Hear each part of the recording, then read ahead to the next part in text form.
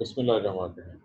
हमारा आज का टॉपिक प्रैक्टिकल के पॉइंट ऑफ व्यू से है जी मीडिया प्रेपरेशन में हमने एक टॉपिक कर लिया था और आज मैं दूसरा मीडियम डिस्कस करूंगा और इस मीडियम का नाम है ब्लड एगर मीडियम। मीडियम का नाम है ब्लड एगर मीडियम। मैं कल इसका टेक्स्ट में नेम लिखता हूँ ताकि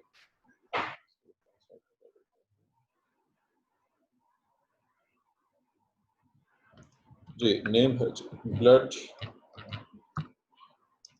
एगर मीडियम। ये है जी नेम ऑफ मीडियम जिसको हमने स्टडी करना है यानी बनाना है। अब इसके लिए हमें जो चीज़ें रिक्वायर्ड हैं यानी इसमें जो चीज़ें हमने डालनी है वो कौन कौन सी हैं, उनकी तरफ आ रहा हूँ। उनके जो नेम्स हैं उनको मैं लिखूंगा और आप इसको स्क्रीनशॉट कर सकते हैं या बाद में अपलोड हो जाएगी, वहाँ से भी अपलोड कर सकते हैं, ये आपकी मर्जी है आप कैसे करना चाह रहे हैं। और चूँकि केमिकल बहुत सारे हैं, नंबर 1 पे है जी beef extract. I am sure आप इस लफ्ज़ को चूँकि हम स्पेशल 7 में ऑलरेडी पढ़ चुके हुए हैं। बीफ एक्सट्रैक्ट ये लफ्ज़ आपको पहले से मालूम है, आपने पहले से पढ़ा हुआ है। इसकी अमाउंट हमें 10 ग्राम्स चाहिए। एक हमारा दूसरा जो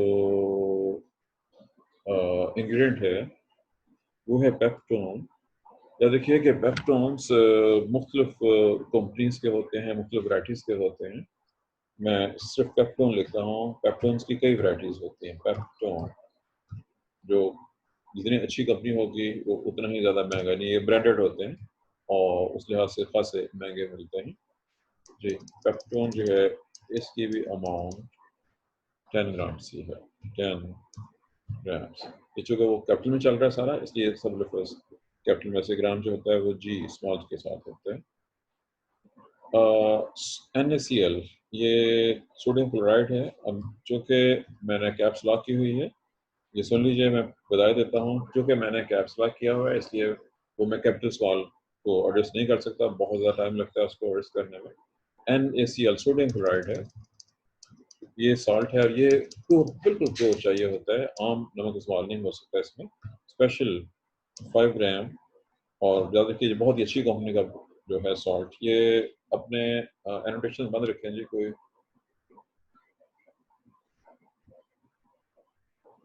और बच्चा एनोटेशन नहीं करे, मैंने पहले भी मना किया हुआ है, आप लोग बाज नहीं आते हैं।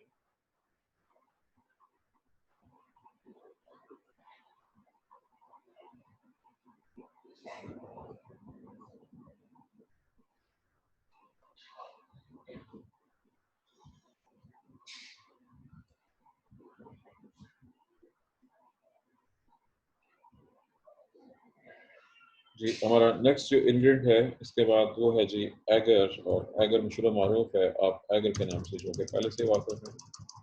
और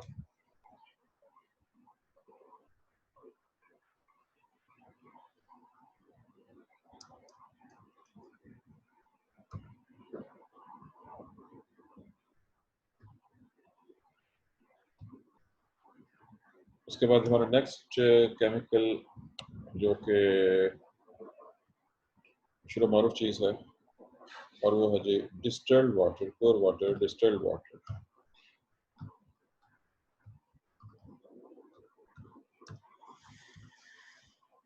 और इसकी अमाउंट जो है वो 1 लीटर ली जाती है। 1 लीटर जो है वो 1000 ml के बराबर होता है। 1 लीटर का मतलब है 1000 ml। अब ये हमारे इंग्रेडिएंट्स पूरे हो। अब हमने इसको प्रिपेयर कैसे करना है। ये एक फ्लास्क होती है, ये एक फ्लास्क है। अब जगह मैं पहले फ्लास्क को जो माउस के साथ फ्लास्क को शीनी की बनाएंगे। It is called volumetric flask. ये यहाँ पे निशान है और इसके लिए ये निशान है इसका। It is 1 litre mark. इसमें पानी आपने शुरू में पानी ले सकते हैं, इसमें पानी डाल लें जहाँ पे इसका 1 लीटर का निशान है वहाँ का। दूसरा तरीका भी है, यूरोनिक आप इसको यूज़ करें।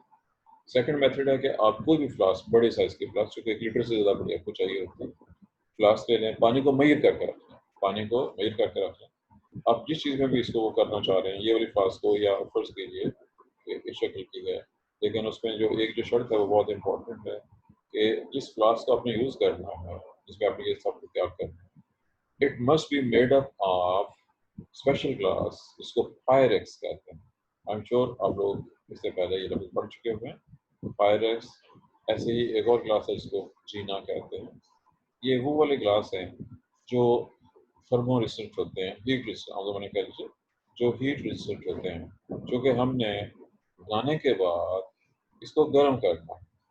जब हमने इसको गर्म करना है, रेजिस्टेंट, हीट रेसिस्टेंट, चूँकि हमने बनाने के बाद इसको गर्म करना है और गर्म भी 121 डिग्री सेल्सियस से करना है, तो ज़ाहिर है कि ये सारा कुछ अब आसान सवाल है, पहले इसमें इतना पानी डालें, ये पानी है, इसमें आपने पानी डाला है। ये पानी ज़्यादा आपने मेजर करके डाला, ये आपकी मेजरिंग ग्लास थी, जिसमें निशान लगा हुआ था, 1 लीटर पानी आपने लिया हुआ है, इसमें से आपने पानी इसमें डाल दिया है, ये भी ज़्यादा बड़े साइज़ की है, आपने पानी सारा डाला भी, आधा पानी डाला है, फ़र्ज़ कीजिए आपने इसमें हाफ लीटर या उससे ज़्यादा पानी डाल दिया। अब अपने बारी-बारी, आपने सबसे पहले बीफ एक्सट्रैक्ट को जो मेजर किया हुआ है, आपने बीफ एक्सट्रैक्ट जो है, वो इस फ्लास्क के अंदर डाल देना है, इसको डालना है, हल करना शुरू कर देना है, फिर आपने इसको लेना है, इसको भी ऐसे ही डालना है, इसको भी हल करना शुरू कर देना है। आपने NaCl लिया है, उसको भी इसमें डालना है और उसको भी इसमें हल कर देना है। एगर डालना है, इसको भी हल कर देना है। जब ये सब कुछ हल हो जाता है, तो फिर आपने बाकी पानी डाल देना है। अगर हल प्रॉपर ना हो रहा हो, तो जल्दी हल हो जाएगा, चूँकि अमाउंट बहुत थोड़ी है, तो उसके बाद आपने कंप्लीट पानी, सारे का सारा पानी फिल कर देना, जितना बाकी रह गया था। फ़र्ज़ कीजिए कि आपका इंग्रीडिएंट एक ग्लास ज़्यादा बड़ी वाली है और फ़र्ज़ कीजिए यहाँ पर ये अब तक आपका मटेरियल पूरा हो गया। इसको जब आप मुकम्मल हल कर चुके हैं, बस बात हल करने के लिए हमें इसको थोड़ा-सा वार्म भी करना पड़ सकता है। जब आप इसको हल कर रहे होते हैं, तो बस का आप इसको तो गर्म भी करना पड़ सकता है। जब ये सब कुछ आप कर लेंगे, तो ये ज़्यादा हल हो गया, सॉल्यूशन बन गया। अब अगला स्टेप है कि आपने इसको ऑटोक्लेव करना। सब कुछ सॉल्यूशन बन चुका हुआ है, तो इसको 5 मिनट तक रखे रखें, अलाउ टू स्टैंड। ये सब कुछ करने के बाद allow to stand for 5 minutes, 5 minute wait करें और 5 मिनट के बाद हम इसको फिर लेके जाएंगे फॉर ऑटोक्लेव और फिर उसके बाद इसको ऑटोक्लेव के लिए आप जाके ऑटोक्लेव में रख देंगे। मैं पहले बता चुका हूँ कि ऑटोक्लेव करने की गड़बड़ हो रही है। ऑटो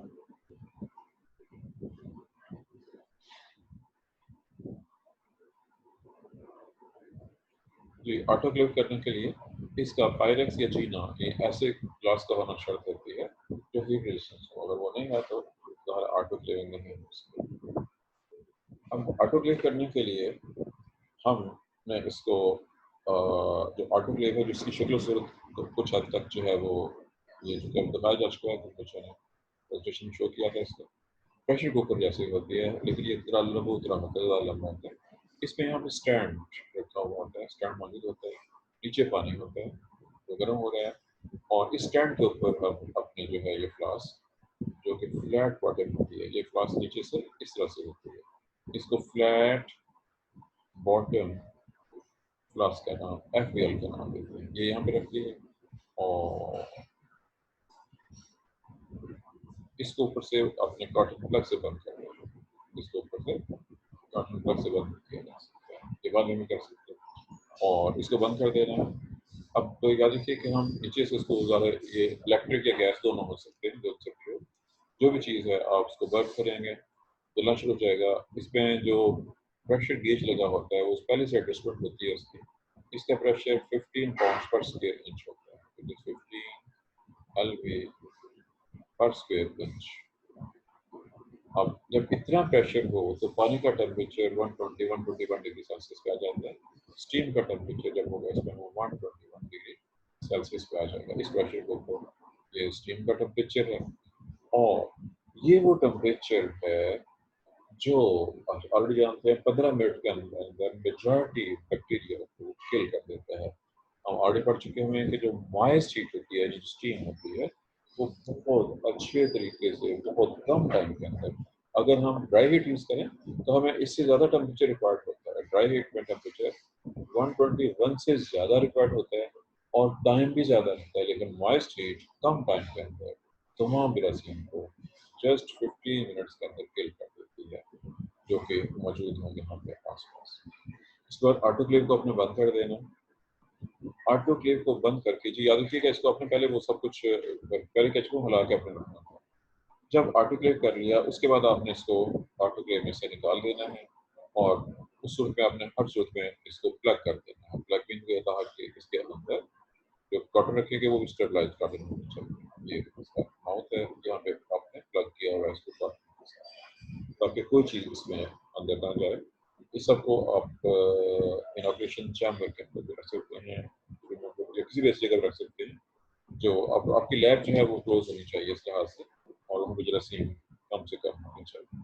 स्टेरिलाइजेशन का अमल आपको लैब में भी करना होता है ताकि वहाँ पे कम से कम जरासीम मौजूद। जी इस वक्त अब 13% का मतलब है 12 बच्चे मौजूद हैं। जी आमना ये ज़रा इन सब के जो प्रेजेंट हैं इन सब के नाम नोट करें, जो प्रेजेंट हैं इनके नाम नोट करें, और जो ठीक है एब्सेंट सर। हैं जितने भी एब्सेंट हैं उनके नाम, दोनों के नाम मुझे लिस्ट बना के सेपरेट भेजिए आप, प्रेजेंट वालों के भी। अक्सर से कहें वो आपकी हेल्प करा दें, अक्सर से कहें जो भी मौजूद है उनसे कहें कि वो आपकी हेल्प करें। ये आप नोट कर लीजिए, बाद में चेक मुझे उन्हें भेज देना। ये जो लोग अब लेट आ रहे हैं उनको शामिल नहीं करना है, ये सिर्फ जितने पार्टिसिपेंट थे उतने ही रखना है।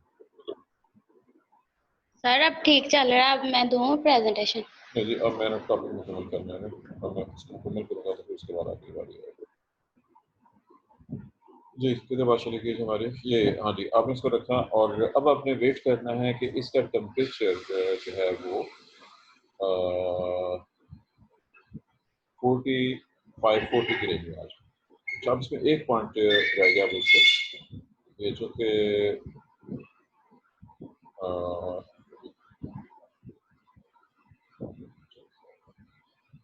45-50 की रेंज में जब टेम्परेचर आ जाएगा फिर हम इसको पोर करना है, पैडिशन के अंदर डालना है और पैडिश को तैयार करना है बैक्टीरिया ग्रोथ के लिए।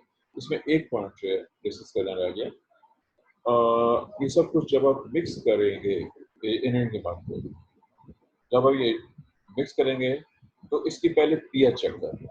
आपने इसकी पीएच चेक करना है असूली तौर पर, जब आप ये कर लेंगे इसकी पीएच 7 की रेंज में है अप्रॉक्सीमेटली।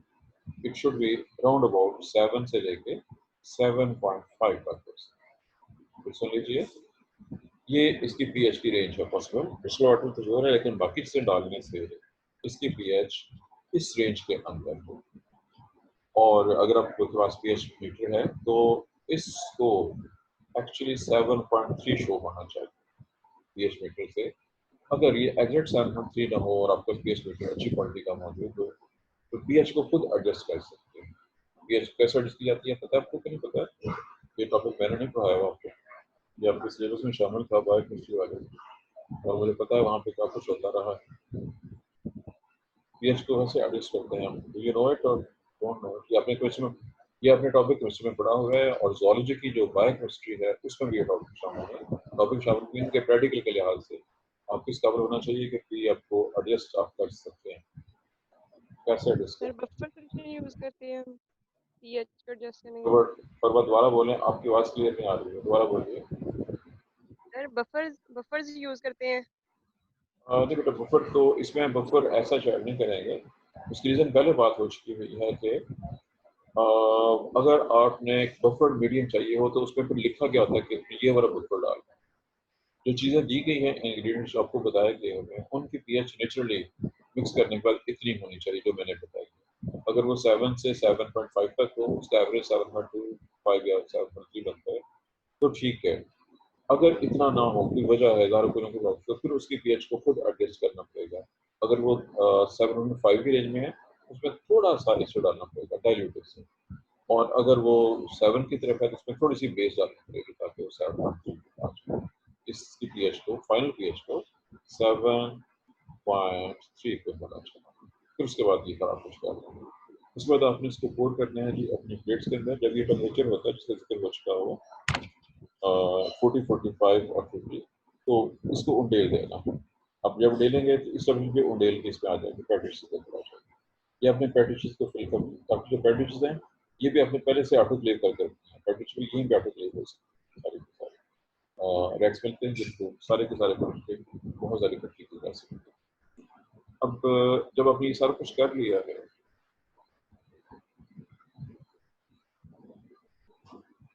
हाँ, इसमें एक छोटा सा पॉइंट और रहेगा कि जब आपने ये ऑटोक्लेव से बाहर निकालना है, इस फ्लास्क को रोटेट करना है, आपको ग्लव्स पहनने पड़ेंगे, वो ग्लव्स जो हॉट चीज़ों को डील कर सकते हैं, ओवन पे यूज़ करने वाले जो ग्लव्स होते हैं, इसको थोड़ा सा रोटेट करना पड़ेगा आपको, अपने हाथों के अंदर रख के टेबल पे रख के रोटेट कर सकते हैं, टेबल पे रख के हाथों से ग्लव्स पहन के इसको रोटेट करेंगे ताकि चीज़ें होमोजीनियसली मिक्स अप हो जाए।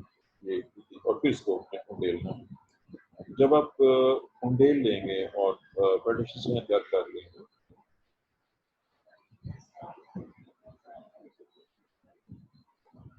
अगर फर्ज कीजिए आपने ये उंडेला है, उंडेलते वक्त तो गलती से थोड़ा सा एयर बबल आ गया, फर्ज कीजिए यहाँ पे सपोज ये एयर बबल आ गया, ये थोड़ा गौर से सुनना है क्योंकि ये प्रैक्टिकल है, आप लोगों के प्रैक्टिकल खासे वीक हैं जिससे पहले एयर बबल आ गया तो इसको नीचे से हीट करेंगे फ्लेम के साथ, वो इसमें से बबल को निकाल देगा। अगर बबल आ गया हुआ है कोई ज़्यादा, अगर बबल आता है छोटा बबल हो तो फर्क नहीं पड़ेगा, लेकिन जब बड़े बबल आते हैं तो वो इंटरफेयर करेंगे बच्चों की ग्रोथ के साथ और आगे बढ़ते। ये है जी। उसके बाद एक वो जब आपने कर लिया तो अब आपने उसके ऊपर मुख्तलिफ मेथड जो आप पढ़ चुके हैं, स्ट्रीट प्रिंट मेथड, वो प्रिंट मेथड से आपने अपना कल्चर इस पर डाल देना है और फिर उसको पैकेज के ऊपर उसका कवर रखने के बाद कवर रखा, कवर रखने के बाद उसको इन्वर्ट करके आपने इनक्यूबेटर में 37 डिग्री सेल्सियस पर रख देंगे बैकलेट की ग्रोथ।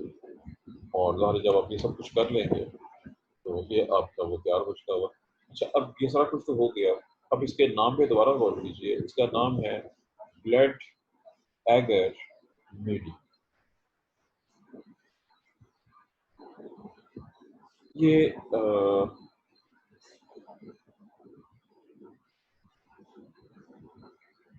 इसके नाम से कोई आपको अंदाजा होता है?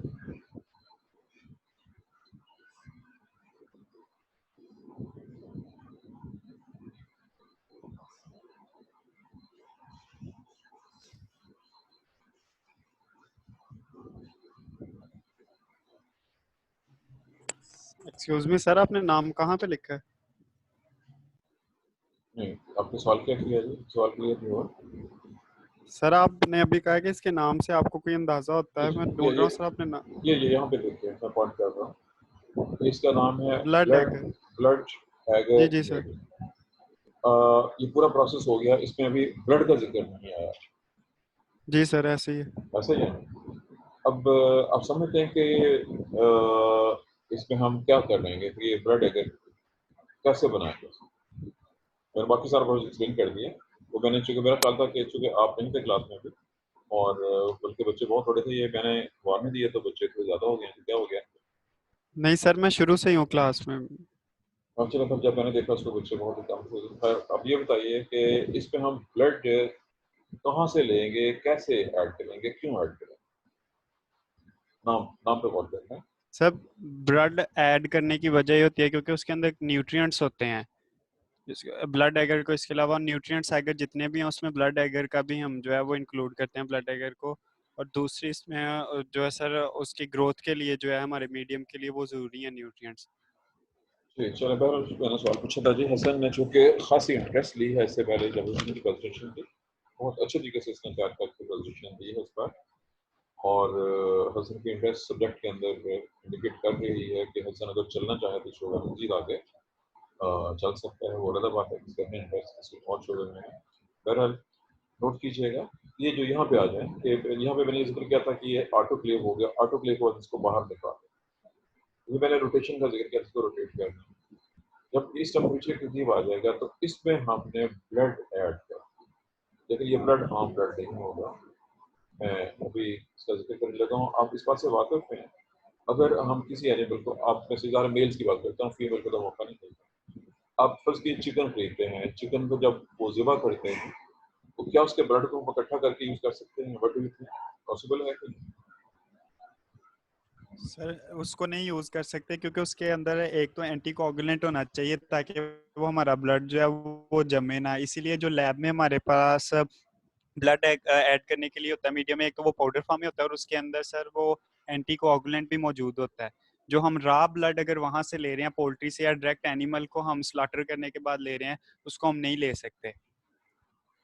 चलें, हसन ने काफ़ी डिटेल से जवाब दे दिया जी, लेकिन बहरहाल मैं बात करने लगा हूँ। एक तो मैंने चिकन का ज़िक्र किया, ऐसी एप्रोच कि आप एक ज़िबा कर रहे हैं, गाय को ज़िबा कर रहे हैं, बकरे को, उसको जब ज़िबा करते हैं, जहाँ पे वो ज़िबा करते हैं, वहाँ पे उसका ब्लड जो निकलता है सारे का सारा, वो चूँकि फर्श पे गिर जाता है, वो गिरते ही जम जाता है, एयर में जाते ही।